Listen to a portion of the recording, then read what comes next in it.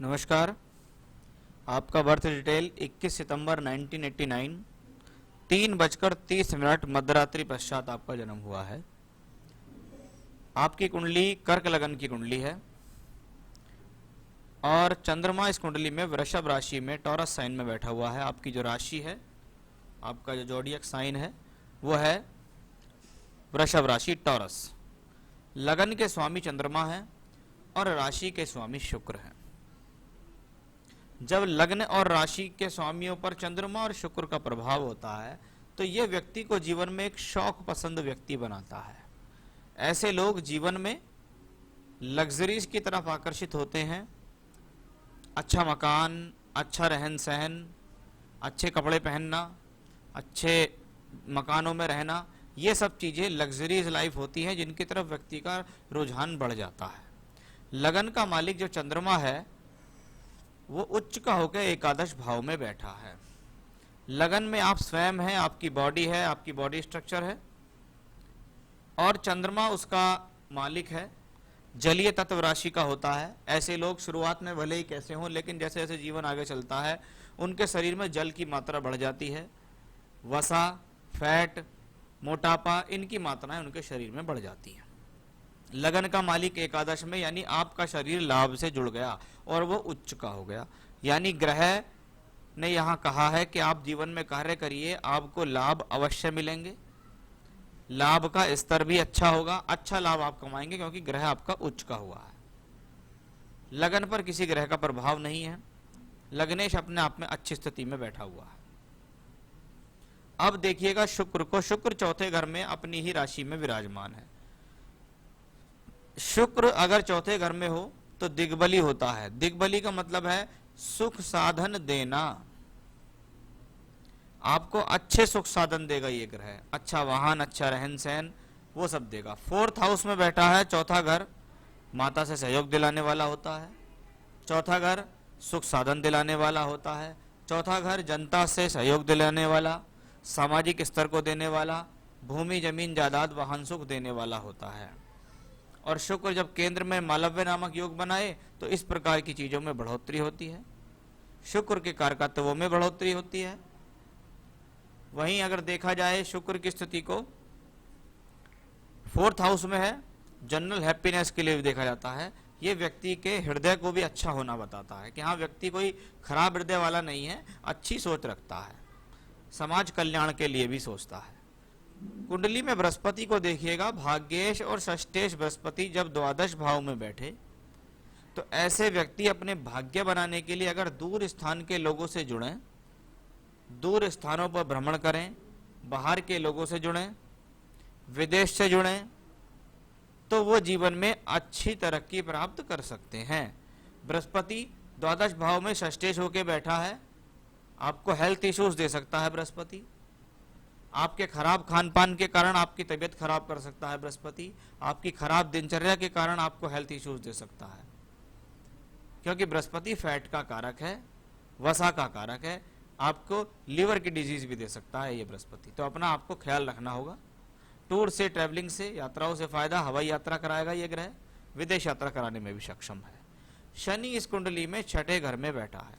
जब छठे घर में शनि हो तो ये शत्रुओं को पछाड़ने वाला होता है। व्यक्ति अपने जीवन में अधिक मेहनत करके सफलता हासिल करने में सक्षम है।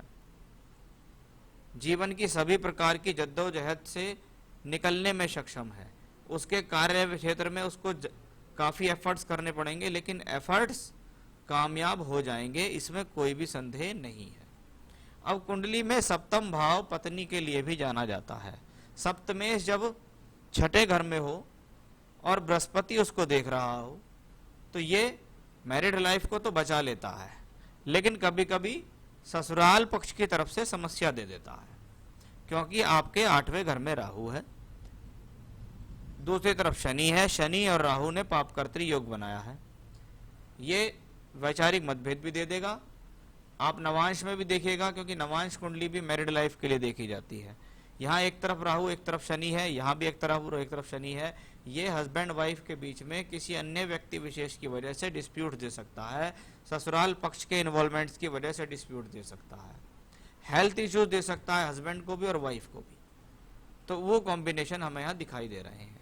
अष्टम भाव में राहु है, शनि उसको देख रहा है। कभी कभी पैतृक संपत्ति मिलती है, लेकिन उसमें किसी न किसी प्रकार का विवाद भी हो जाता है, तो वो भी यहाँ दिखाई दे रहा है। सूर्य, मंगल और बुध, तीसरे घर का मालिक बुध तीसरे ही घर में है, साहस में वृद्धि कर रहा है, योजनाएं दे रहा है, व्यक्ति को शौकीन स्वभाव का बनाता है। व्यक्ति अपने जीवन में अपनी योजनाओं को अप्लाई करते हुए तरक्की हासिल करता है, क्योंकि साथ में सूर्य और मंगल हैं। मंगल योग कारक है। बुद्धि के बल पर, ज्ञान के बल पर, अपनी नॉलेज के बल पर, अपनी योजनाओं के बल पर तरक्की हासिल करता है, अपने कार्य क्षेत्र में काफी मेहनत करता है। मंगल जब तीसरे घर में हो तो ऐसे लोग गो के कंपेटिटर तो होते हैं, लेकिन उन कंपेटिटर्स को वो अपने सामर्थ्य से, अपनी मेहनत से हरा लेता है, अच्छी खासी तरक्की हासिल करता है। ऐसे लोगों को अपने कार्य विशेष में अचानक से प्रगति मिलती है, कि एकदम अचानक से कोई अच्छा ऑर्डर, अच्छा टेंडर व्यक्ति को मिलता है, जिसमें व्यक्ति बहुत अच्छा पैसा कमा लेता है। तो वो स्थिति भी अच्छी है। सूर्य भी वही है, धन भाव का मालिक है, तो ये सोर्स ऑफ इनकम भी देगा, कार्य को भी चलाएगा, पैसा भी देगा आपको। राहु केतु एक्सेस कुंडली के दूसरे और अष्टम भाव से बना हुआ है। यहाँ भी राहु केतु दूसरे और अष्टम से है। दांतों से संबंधित रोग, मुख से संबंधित रोग, आंखों से संबंधित रोग, बालों से संबंधित रोग, त्वचा से संबंधित रोग देने में ये प्लेनेट सक्षम है।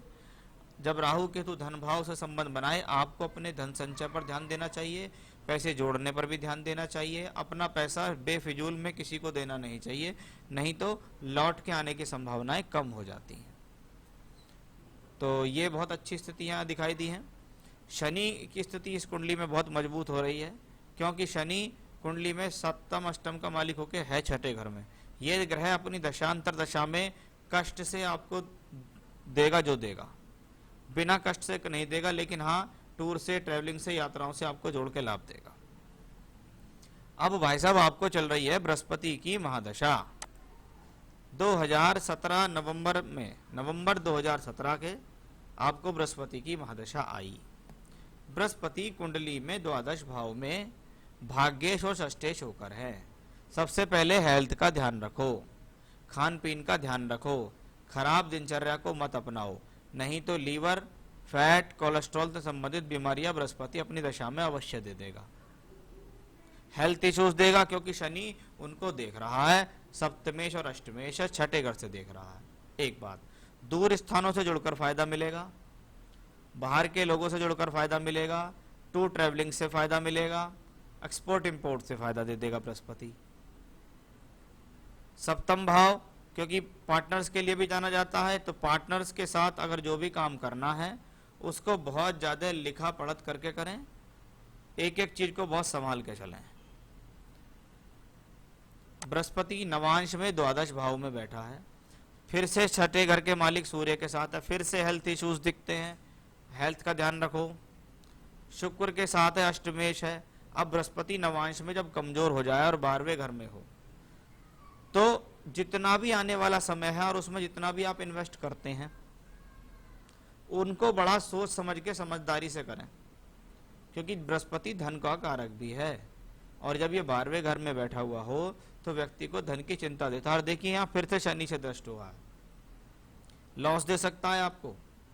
पार्टनर्स के साथ आप काम करने वाले हैं या कर भी रहे हैं, पत्नी के साथ के नाम से आपने काम चालू करा है, लेकिन सब चीज एक एक चीज खोलकर चलिएगा, क्योंकि ऐसे कॉम्बिनेशंस पार्टनर से परेशानी या धोखा दिला सकते हैं। अब दशमांश कुंडली प्रोफेशनल लाइफ के लिए देखते हैं। यहां पे बृहस्पति गेन के हाउस में 11th हाउस में है, शत्रु की राशि में बैठा है।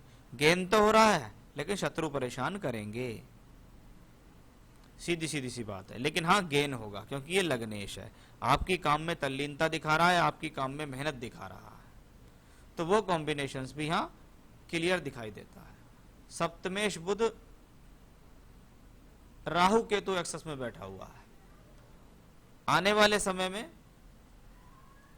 आपको अपनी पत्नी के साथ जो संबंध हैं उनका भी ध्यान देना होगा, उनको भी समय आपको देना होगा पूरी तरीके से, अगर आप अपने वैवाहिक जीवन को अच्छे स्तर का बनाना चाहते हैं।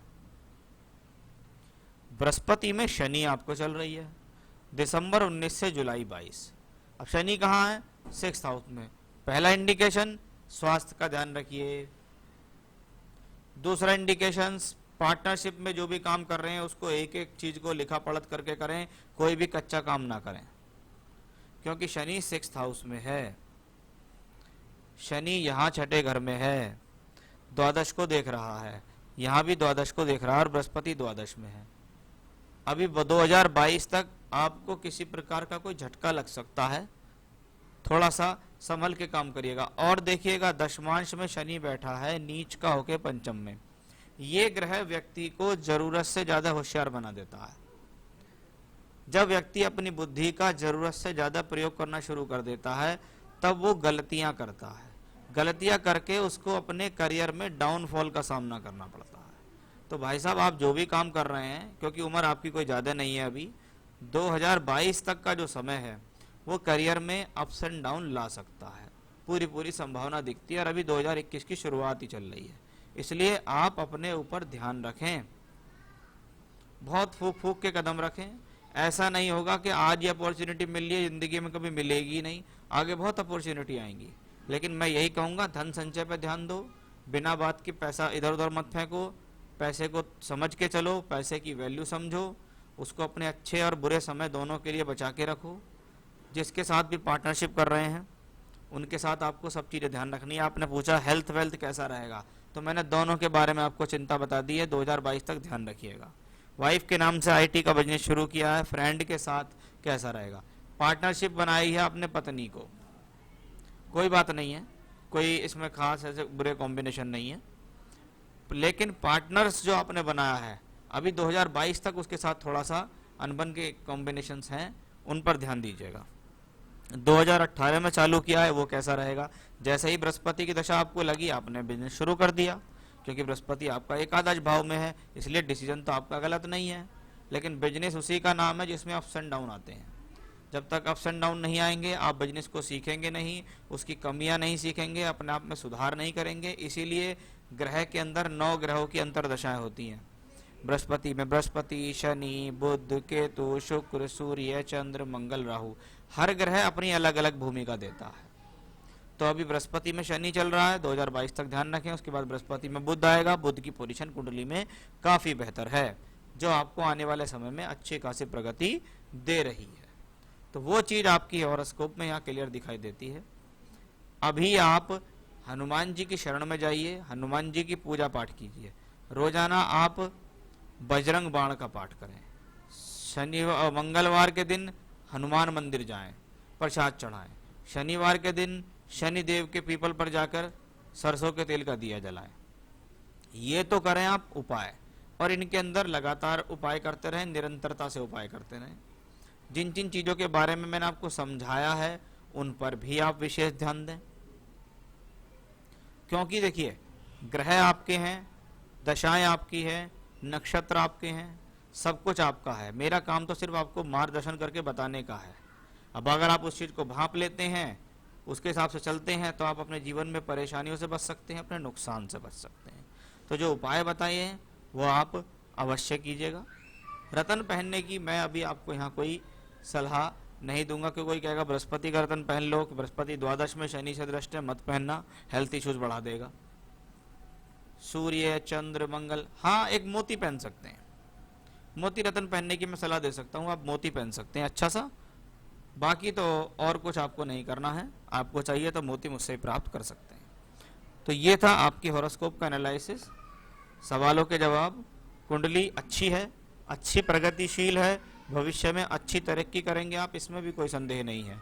लेकिन वर्तमान की दशाएं, आने वाला समय ये कहता है कि सहजता से और धैर्य से चलना होगा, पैसे को बिना बात की इधर उधर नहीं फेंकना है, सोच समझ कर इन्वेस्टमेंट करना होगा। नमस्कार।